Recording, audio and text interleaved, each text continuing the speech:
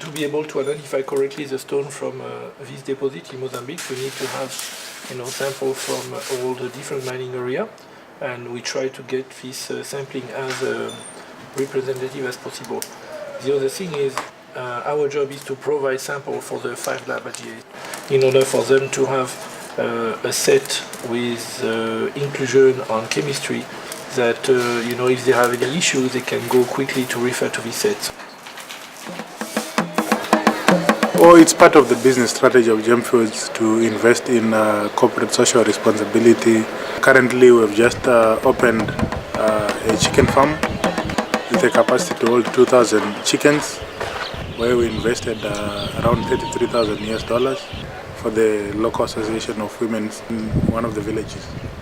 We brought in a veterinary scientist to train the ladies on how to rear the chickens, how to take care of the chickens, the vaccination, in order for them to sell in the open market.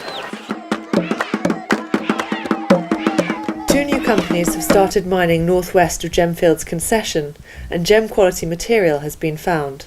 You have 5,000 or 10,000 guys showing you where are the stones. You follow the carrying pearls. It's not like you are mining under 100 meters deep. It's just at the surface.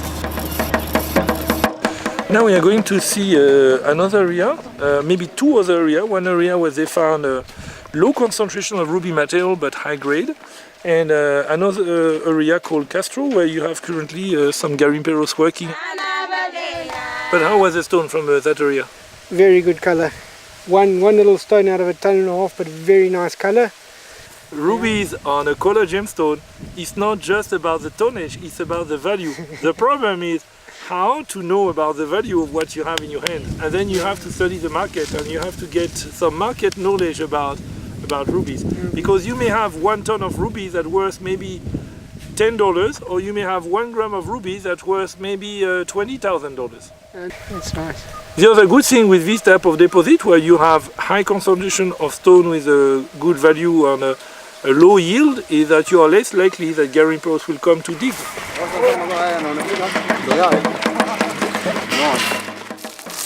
These people don't have the capital to wait to find a good stone. If they find a good stone only at the end of the week, what are they eating, for the every day? Yeah. Well, in the other one, where the yield is higher and the grade is lower, they will never get any really good stone, but they get enough in order to pay for the food and keep going. So you have more people working on low grade deposits than here on a high grade one. Okay.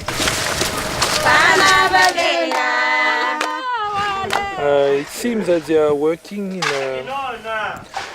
an amphibole rich area, and they are digging quite deep. Now it's about nearly 10 meters deep. We can see down there that this is a primary type deposit, because you can see the rock. It's not looking like a secondary type deposit with gravel. You have a lot of inclusion of amphibole and then mica. These are the 2 most common inclusion you have in these rubies, and you can see that what is inside the stone is also outside the stone, which is something that we can expect. They've told us that 1 week ago at this place there were only 2 small pits of about 1 meter by 1 meter, and if we look around us now, this whole place has been torn up, so it really shows their motivation to find the stones before someone else comes in.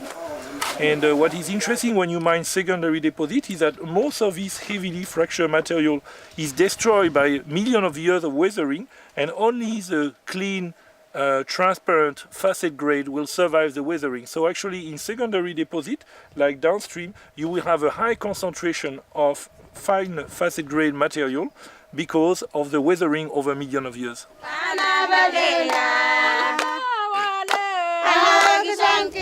Gem quality ruby being found at these 2 new concessions indicates the extent of this large deposit, and as more concessions are worked, it will become clear quite how large it is.